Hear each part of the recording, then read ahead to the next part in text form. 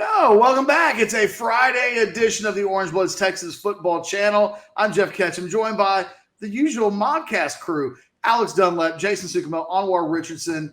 We're talking Friday predictions here on the channel. Do us a solid, like the video, subscribe to the channel, ring the bell, get notifications, tell your family members and your friends, like, yo, if you're into Texas football, there is a channel dedicated to Texas football where they will scratch your itch on a day in and day out basis. Fellas, it's Texas and UTSA. It is a tricky game in that I don't know that the Vegas people know what to think of from a game expectation standpoint, because you don't know who the quarterbacks are going to be. You don't know who the running backs are going to be. And, you know, and that typically matters when picking predictions and stuff like that. And yet I got the sense when we did the video on Thursday that we're all in kind of the same place. We like Texas to win this game somewhat comfortably. Jason, I'll start with you from a prediction standpoint. You weren't the most bullish about this game from Texas's perspective, but yet it felt like, I don't want to put words into your mouth, that at the end of the day, you think that they're going to handle their business on Saturday. I do. I don't know what comfortable is to different people, but I think it's going to be a competitive game for better part of the game, probably into the third quarter, maybe even the fourth. I like Texas's chances to win the game outright. Obviously, like you said, Ketch, there's a lot of unknowns going into this game. We don't know the running back distribution. They haven't announced a quarterback. I do think UTSA, their offense and their ability to throw the ball, especially if Deshaun Jameson is limited or even out, I think UTSA can make some plays in the passing game. They've got three really good receivers. I think they've combined for 50 receptions through 2 games. So I think they're going to be able to score some points. I've got Texas barely covering. I think the spread, it's kind of bounced back and forth between 11.5, 12.5. But I've got Texas 34, Texas San Antonio 21. And I think, honestly, for Texas to get that 34, I think they might need like a special teams play. I think they might need a defensive touchdown or maybe a turnover that sets up an easy touchdown or something, because I don't expect Texas – UTSA is not world beaters on defense by any means, but I don't expect Texas to march up and down the field with the passing game. I think they're going to run the ball a lot. I think the Texas defense will keep UTSA under control. I've got Texas 34, UTSA 21. Real quick before we move on to the other picks for this game, I want to remind everybody this video brought to you by Prize Picks.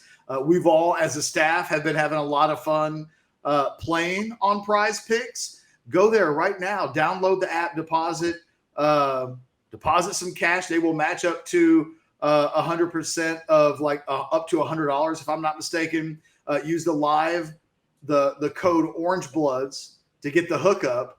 But we will also be talking about some of the entries from last week with Xavier Worthy and Bijan Robinson and Quinn Ewers, because doesn't that rushing number look interesting now when a guy only plays 1 quarter? But we'll be going through all of that here in a second and recapping last week and maybe glancing ahead with our own made-up numbers with regards to Prize Picks this weekend and the Texas plays. Alex, I was surprised that Jason had UTSA in the 20s. I'm curious to see if any of us will also pick this game to be played at that level. Where are you at with your prediction for this week? I'm going with Texas 41, UTSA 13. And okay. I think that this is just – I'm doing this before we know exactly what's happening with the quarterbacks. We have some good sourcing and stuff up at orangebloods.com about sort of what we've heard is going on at practice this week. I think that there's a reasonable chance that we see Hudson Card. And I feel like if we don't see Hudson Card, the one thing we know for sure is that Charles Wright's been practicing his pants off this week. So, he will have gotten plenty of reps as far as everything that they're doing. I just keep coming back to the team that I saw last week on defense, the defensive scheme, the fact that the offensive line has now had the biggest test that I could ever imagine for them. I'm not really worried about the offensive line at this point until the offensive line gives me a reason to worry moving forward. It's just not something that's going to be affecting the way that I think about these games, in stark contrast to the way that I've thought about nearly every single game since I've been covering the team here at Texas. It's just, at this point, it's just not. They're playing well enough to where it's not a concern for me. I think we're going to see possibly we could see some infusion of some new offensive talent this week. I don't know if we'll get to see a Jai Hall or what the situation is with him.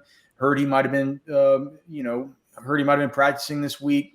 We don't know about Bijan Robinson, but are you telling me that this can't be a game where Roschon Johnson and Keelan Robinson, even Jonathan Brooks or somebody can get in there, break a couple of big runs? I'm with Jason. I do think that this is probably going to entail a defensive score or a special team score to get to my high number here as far as 41 for the Texas total. But I think that's the kind of thing that happens whenever you're a team like Texas, when you can out physical, when you can just sort of out athlete another team. Those are the kind of bounces that sometimes go your way. So I think the Texas is going to continue here. I don't think that there will be a letdown. Ketchum made a good point in our modcast that, look, this would have been a lot better chance for it to be a letdown week if Quinn Ewers would have stayed in that game the whole game. Texas would have won, and all of a sudden they think that they're the kings of the world. But the fact is Texas did lose that football game. They're probably pissed about it because, I would be pissed.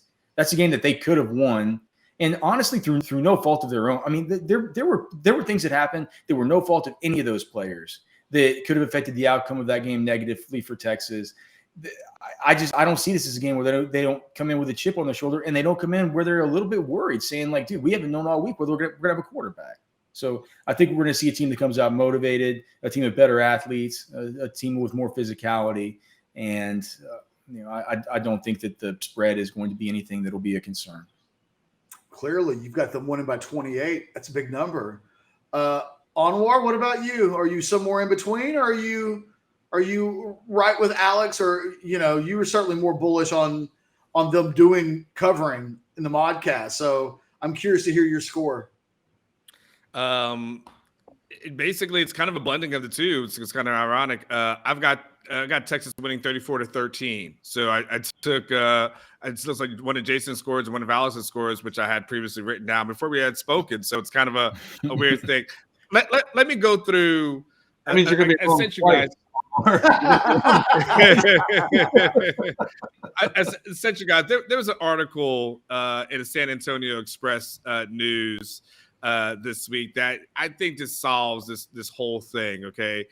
Jeff Traylor was being interviewed, and he talked about he's got, because of the injuries on the offensive line, he's got a walk-on playing right tackle. He's got a guard who's playing at the left tackle position. And let me just give you two graphs, small, very short graphs of what Greg Luca wrote in the San Antonio Express News. He goes, the Roadrunners have clawed through the first 2 weeks of the season with only limited availability from their top 4 offensive tackles. He says on the left side, Payne Herbert has been injured since the start of fall camp. Demetrius Allen did not dress for the first 2 games due to some off-the-field situations. On the right side, all-conference starter Mekhi Hart was lost to injury in the season opener against Houston. And the second option, Ernesto Almaraz, has been nursing an injury that limited him to a handful of snaps each week. This offensive line is beat up. They're in week 2 or week 3 going against a Texas team with a defensive line that we've seen play pretty darn well. And they've got at least 4 guys of their top guys who are pretty much done or not being available, shifting around. He's got to walk on at right tackle. Sorry, I don't see this as a game where they're going to have a lot of offensive success. This, to me, is a game with this defensive line, through everything Alex has pointed out in the previous video with the stunts and the different angles that they're going to be coming and the way they're going to attack. They're going to have – I think they'll be able to feast off of UTSA. And then there's nobody on that UTSA's defense that makes me think that they can stop Roschon Johnson, Bijan Robinson, Keelan, all those guys for 4 quarters. So even no matter who the quarterback is, too much firepower. They're down. They're injured. I'm going 34-13. And I feel like I'm being nice with that 13 score because part of me wants to go lower, but I don't want to go full crazy. 34-13 Texas. I think I've got a 31-16 game. So I am giving the Texas defense a benefit of the doubt that they hold UTSA under 20. So that's 3 field goals and a touchdown. I think the UTSA quarterback will have some success. I think UTSA will move the ball a little bit against Texas, but I don't think they're going to score a lot of points. It'll be disappointing if Texas, I think, can't contain that defense and keep them. The game could get a little tricky if suddenly they're in the 20s. And I think Texas is going to struggle a little bit to get into the end zone on Saturday with what I expect to be a 70% Hudson Card-ish, maybe a little bit better. I know people seem really optimistic about like how good he'll be able to be with regards to his health. It's hard to know just how successful Hudson will be moving the football. It's not something that we've seen a lot going. You have to really almost go back to the opener last year where he was given the keys of the car and, didn't have to worry about anything other than playing that day. I think they'll be okay on offense, but I don't know that they're going to just dominate that game with potentially Bijan limited or not playing at all with the backup quarterback. I don't know what that means really for the passing game. I think that for me, that's something that Hudson Card still has to prove. Yet, if there are defensive scores or special team scores, I'm really not factoring that in to getting to 31. If Texas can create points in the other 2 phases, then I think you can see. I've got Texas covering. I don't know that I think they're going to absolutely blow out UTSA, but all it will take was a defensive touchdown or a special teams touchdown. And now we're in the area, I think, of both Alex and Anwar with regards to, 3 touchdowns, 4 touchdowns. It could get there. I'm just going to be a little conservative with my cover projection. With regards to Prize Picks, we don't have any Texas players currently listed in the options for Prize Picks. Which is understandable, man. These guys, if we're here on boots on the ground and we're still trying to figure out who's playing and who's not playing, these guys, not only are they going to have a hard time putting up any of the entries for, the quarterbacks, but it's also like all of a sudden, if you put up an entry for Roschon Johnson to go, more or less than 49.5 yards or something like that you would figure maybe would be a good number if Bijan Robinson were to play sparingly and then maybe the backups get to play a little bit more in a blowout kind of game, right? That's about where you would see be like a Roschon kind of more or less entry there for him.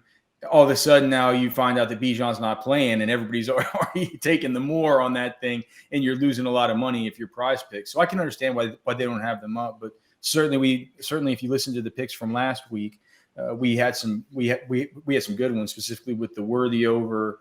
I took Bijan Robinson, the Worthy more, Bijan Robinson with the more than half of a receiving or rushing touchdown. That ended up being one that I got on as well. And then, Catch, you mentioned the Quinn Ewers thing. Was he more or less than negative 9.5? Well, he was more than 9.5 because he wasn't in the game long enough to go that far back. And he didn't get sacked. He just got hit that one time. He just got hit. He just got hit with the one big hit there at the end of the first. I had Quinn Ewers more than 235.5 passing yards, and what did he finish with? 225 in the first quarter or something like that? That was 134. 135. I'm sorry. Yeah, 130. Well on his way to shattering past that. I tell you what, the one I think we all loved, Xavier Worthy, more than 4 receptions. I put that in a bunch of different entries. He only got 5, guys. He only got 5. Yeah, right. But we're in the first quarter. Yeah. And then, the offensive passing game slows down. Yeah, I meant to mention that in my my prediction. I mean, Texas has got to find a way to get him more involved in the passing game. Is he the 3rd leading receiver in terms of receptions? I know Whittington and I think does Jatavian have more than him as well? He's only got 7 on the year, I think. I think Jatavian's got 9. Yes, I mean they've got to find a way to get Worthy more involved in the passing game. But no, I think they'll find a few ways this week, Jason. Maybe we'll get an entry on Worthy this week, and we can go more. And he's had a lot of targets. Alex, what's a number for Worthy? If I set Worthy at 85 yards receiving, I would rather have the receptions. We give me a receptions total. I mean, we say 5.5 receptions. I'll say over or more. I would take less if there's a worthy 5.5. If they reset it at 4, though, I think I feel comfortable that at worst he would get 4. Yeah. And then I think we keep waiting for those, little push passes or little screens or something to kind of pad those receiving numbers. We haven't seen. They're gonna come, dude. I go more. Even if it's 5.5, I'm gonna do it all day. I'm gonna smash it. Anwar Bijan did his right with that screen pass in the first half. That almost, if I'm not mistaken, got him over the 107.5 that was the rushing and receiving yards from a week ago. We were on those Texas selections, no doubt about it. Mm-hmm. The only thing that would have screwed us up was the Ewers injury affected his. It helped Jason with regards to that sack line because he never even got sacked, so there weren't any negative yards. Not so much with the larger numbers. Before we go, if and I don't think Prize Picks is going to have a Hudson Card. I think that's going to be a game day announcement. If you're Prize Picks, you got to wait to find out if Hudson Card's going to even play. If he did, and they set it at more or less than 240. I'm curious how all of you would play a Hudson Card more or less 240 passing yards. Some of that is so dependent on how the game plays out, right? If Texas gets up early, they're not going to. They're going to take him out and play a lot of Charles Wright. Or they're going to run the ball or whatever just to control the clock. But I always try to find a guy who's playing from behind, because then he's going to be throwing the ball in the fourth quarter in the NFL, where they really don't pull their starters until the last minute or so. But to answer your question, Catch, I would probably go less. I think I would go less because I think they're going to run the ball a lot in this game. I think they're going to run the ball pretty effectively, even though Alabama was able to shut them down.